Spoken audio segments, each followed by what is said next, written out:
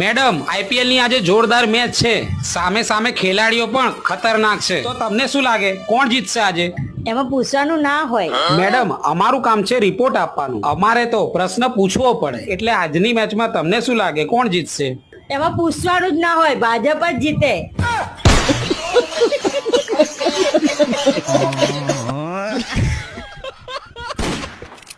કાળિયો ઠાકર ગોકુળ મૂકી અને ગયો સાહેબ. વ્રજના માણસો રોતા રોતા વાહે દોડતા હતા. કારણ હે ગોકુળના ગિરધારી બેરિયાઓને.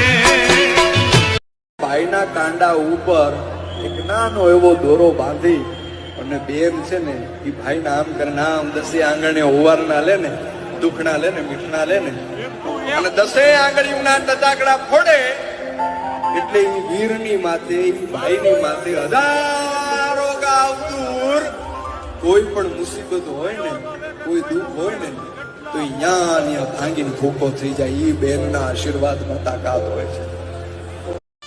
મેડમ, આઈપીએલ ની આજે જોરદાર મેચ છે. સામે સામે ખેલાડીઓ પણ ખતરનાક છે. તો તમને શું લાગે કોણ જીતશે આજે?